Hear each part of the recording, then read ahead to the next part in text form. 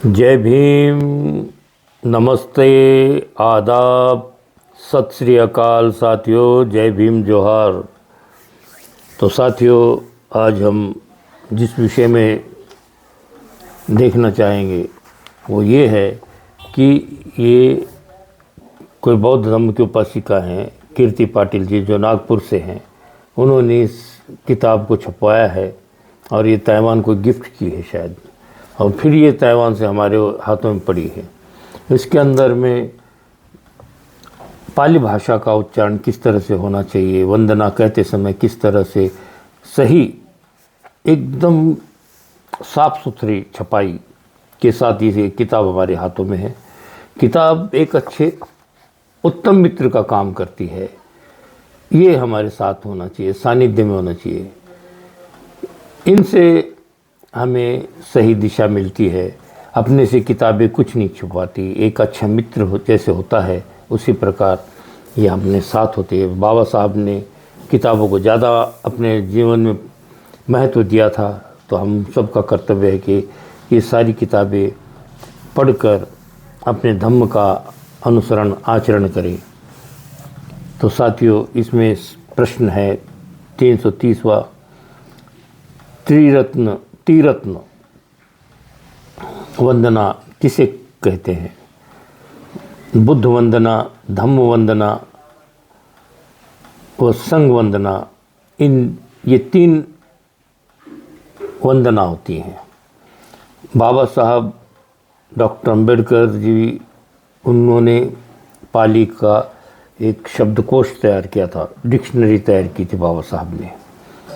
तो देखते हैं इसका सही तरीके से मैं किस तरह से उच्चारण ठीक से करता भी हूँ या नहीं। ये सब आप लोग मुझे मार्गदर्शन कर सकते हैं। मैं कोशिश करूँ। आदमी कोशिश के दरमियान चूक भी सकता है। तो सारा बौद्ध समाज भाई है, बौद्ध अनुयायी हैं जो मुझे अच्छी तरह से मार्गदर्शन कर सकते हैं। तो लीजिए भाई साहब, मैं अपना बुद्ध वंदना का वाचन करता हूँ। इति पीसो भगवा अर्हं सम्मा संबुद्धो विद्याचरण संपन्नो सुगतो लोकविदु अनुत्तरो पुरिस धम्म सारथी सत्था देव मनुसानं बुद्धो भगवाती बुद्धं जीवितं पर्यन्तं शरणं गच्छामि। ये च बुद्धा अतीता च ये च बुद्धा अनागता प्रचुपन्ना च ये बुद्धा। वर्तमान में जिन बुद्धा की मैं वंदना करता हूँ, ये वही बुद्ध हैं जो भविष्य में भी थे, आने वाले समय में भी होंगे, और आज जो मौजूद हैं ये वही भगवान बुद्ध हैं। ये च बुद्धा अतीता च ये च बुद्धा अनागता पचुपन्नाच, वर्तमान में पचुपन्नाच ये बुद्धा अहम वंदामि सबदा। नत्थि मे शरणं अयं बुद्धो मे शरणं वरं एतेन सच्चवज्जेन होतु मे जय मंगलं। मैं किसी अन्य को अपना शरण स्थान नहीं देता हूँ, केवल बुद्ध को ही मैं अपना शरण स्थान मानता हूँ। मैं इन्हीं के शरण जाता हूँ, इन्हीं को शरण जाता हूँ। भगवान बुद्ध मेरे आदर्श हैं। इस सत्य वचनों से, एतेन सच्च वज्जेन, इन्हीं सत्य वचनों से मेरा मंगल हो, मेरा कल्याण हो तुम्हें जय मंगलं। उत्तमंगेन वंदेहं पादपंसुवरु उत्तमं बुद्धेयो खलितो दोषो।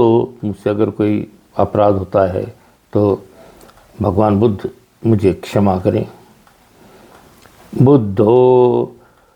बुद्धेयो खलितो दोषो बुद्धो खमतु तम ममं यं किंची रत्नम लोके। बहुत कम रत्नों ऐसे होते हैं संसार के, उन रत्नों में से, महत्वपूर्ण रत्नों में से एक भगवान बुद्ध के कंपैरिजन नहीं किया जा सकता। कितने भी अनमोल रत्न हो, कितने भी अनमोल हो संसार के, उनसे भगवान बुद्ध की कोई बराबरी नहीं है। ये वो रत्न है। यं किंची रत्नम लोके विज्जति विविधा पुथु रत्नं बुद्ध समंगनत्थि तस्मा सोत्थि भवन्तु में। भगवान बुद्ध की ऐसे रत्नों से कोई भी कंपैरिजन नहीं किया जा सकता, उनसे उनकी तुलना नहीं की जा सकती। यो सन्नीसिनो वर बोधि मूले मारंग सस्यन महति विजित्वा संबोधि माँ गच्छी अनंतियाणो। देखिए, यो सन्नीसिनो वर बोधि मूले मारंग सस्यन महति विजित्वा, किसी वृक्ष के नीचे, बोधि वृक्ष के नीचे बैठे हुए तथागत ध्यान मुद्रा में सारी रात संघर्ष चलता रहा था उनका। अपने अंदर के सारे विकारों से लड़ते रहे। उनको बाहर निकाल किया भगवान बुद्ध ने और प्योर हो गए थे। जो यो सन्निसिन्नो वर बोधि मूले मारंग सत्सेन महति विजित्वा संबोधि माँ गच्छी अनंत ज्ञानो। इतना ज्ञान हासिल किया भगवान बुद्ध ने जिसका कोई भी जोड़ नहीं है, कोई उनकी बराबरी ही नहीं कर सकता था। इतना ज्ञान हासिल हुआ था, इतना विज्ञान तथागत को हासिल हुआ था। अनंत ज्ञानों, अंतहीन ज्ञान था उनके पास। लोकोत्तमो तन्पणमामि बुद्धं, प्रणाम करता हूँ मैं ऐसे तथागत भगवान बुद्ध को। लोकनाथ कहा जाता है भगवान बुद्ध को। वो लोगों के चेहरे पढ़कर बता सकते थे। उनको पंच चक्षु,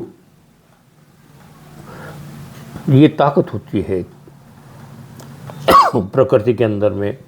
ये मांसल इंसानों के लिए है। इसके बाद दिव्य चक्षु, ज्ञान चक्षु, पता नहीं 5 किस्म के चक्षु का ज्ञान था कि भगवान बुद्ध चेहरा देखकर इंसान के सारी अंदर की बातें जान जाया करते थे। ऐसा मेरे सुनने में आया है। मैं कोई मनगढ़ंत कोई बातें नहीं बता रहा हूँ, कि जैसे मैंने इन किताबों से सीखा है वही मैं आप सबसे शेयर कर रहा हूँ। अगर मुझसे कोई चूक हो भी जाए तो आप सब क्षमा करें। साधु साधु साधु। सबका मंगल हो, सबका कल्याण हो।